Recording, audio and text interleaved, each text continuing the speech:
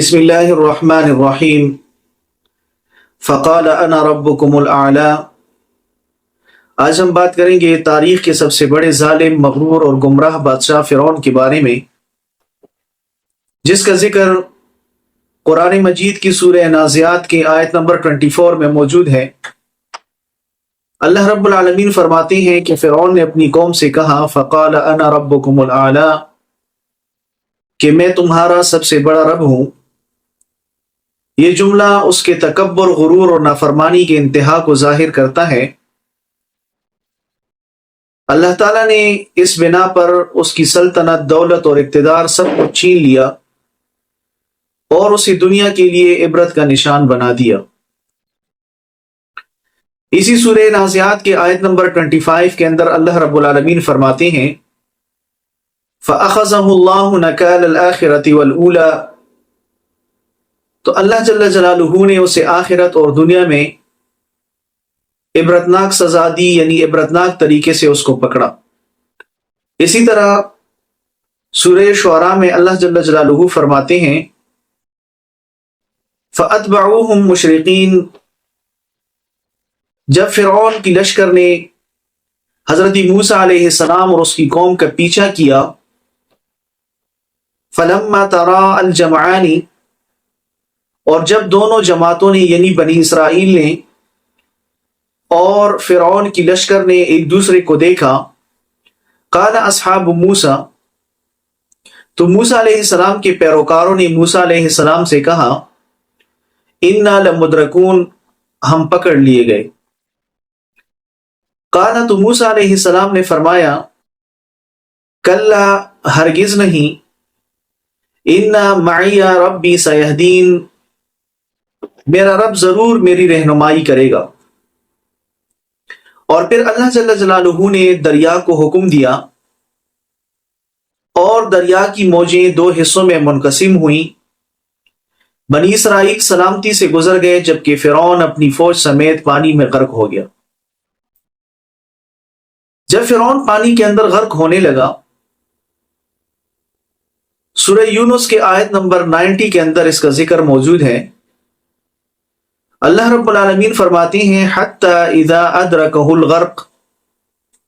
یہاں تک کہ جب وہ غرق ہونے لگا، قالت، اس نے کہا آمنت انہ لا الہ الا الذی آمنت بہ بنو اسرائیل،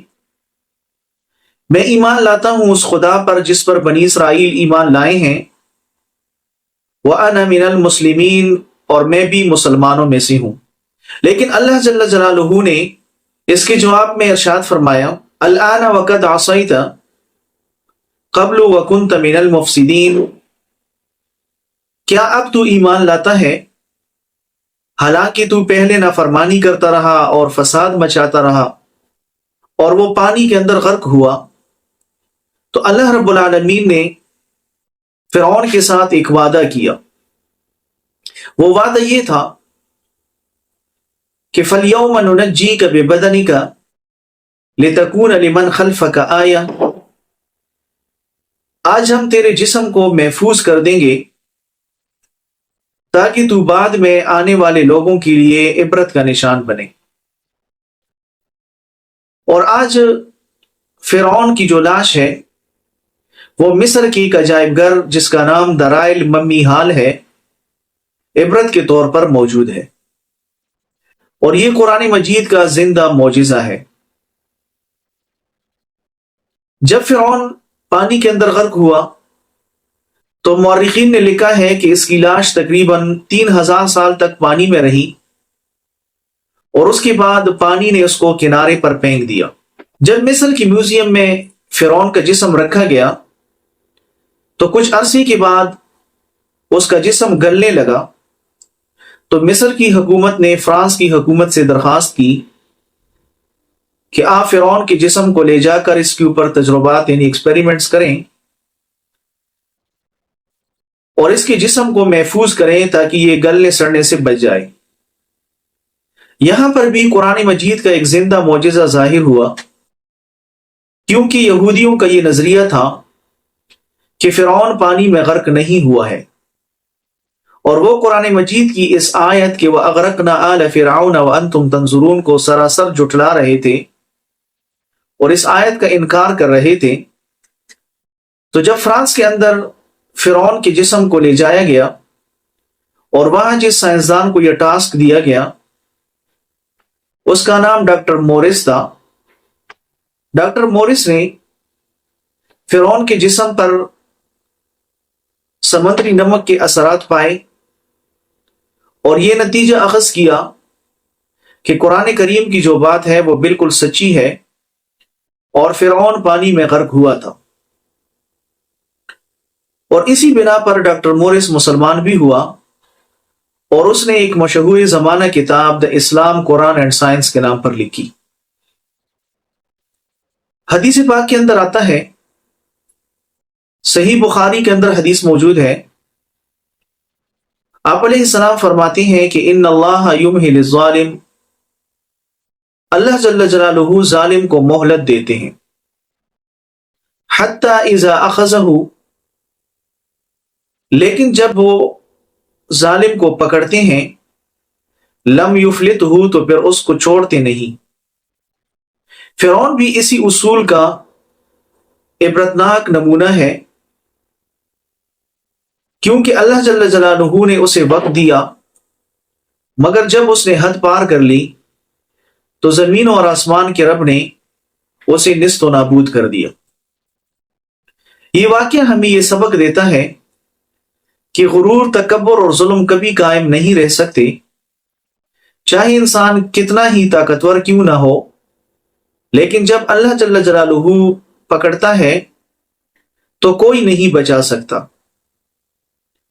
قرآن مجید میں سورہ ابراہیم کے آیت نمبر 42 کے اندر اللہ جل جلالہ فرماتے ہیں وَلَا تَحْسَبَنَّ اللَّهَ غَافِلًا عَمَّا يَعْمَلُ الظَّالِمُونَ، اور یہ مت سمجھو کہ اللہ جل جلالہ ظالموں کے کاموں سے بے خبر ہیں، لیکن وہ ظالموں کو مہلت دیتے ہیں کہ یہ کبھی نہ کبھی تو سدھر جائیں گے، اور اگر یہ نہیں سدھرتے تو پھر اللہ جل جلالہ انہیں اپنی پکڑ کے ذریعے سے سدھار دیتا ہے۔ آج کل ہم دیکھتے ہیں کہ بہت سے لوگوں نے ظاہری طور پر تو فرعونیت کا دعویٰ نہیں کیا، لیکن ان کے جو اعمال ہیں اس سے فرعونیت ظاہر ہوتی ہے، اور جتنا ان کے بس میں ہوتا ہے وہ اللہ کی مخلوق کو ستاتے ہیں، انہیں تکلیف دیتے ہیں۔ لیکن یاد رکھیے، ایسے لوگوں کو دنیا میں بھی شرمندگی کا سامنا کرنا پڑتا ہے، اور آخرت میں بھی یہ عبرتناک سزا کا مرتکب بنیں گے، کیونکہ یہ دنیا کی جو زندگی ہے یہ عارضی ہے، دنیا کے جو عہدے ہیں یہ بھی عارضی ہیں، اور یہ ہمیشہ انسان کے ساتھ نہیں رہتے۔ ویڈیو پسند آئے تو اپنے دوست احباب کے ساتھ اس کو شیئر کریں، چینل کو سبسکرائب کریں اور کمنٹس میں اپنی رائے کا اظہار لازمی طور پر کریں۔ السلام علیکم ورحمۃ اللہ وبرکاتہ۔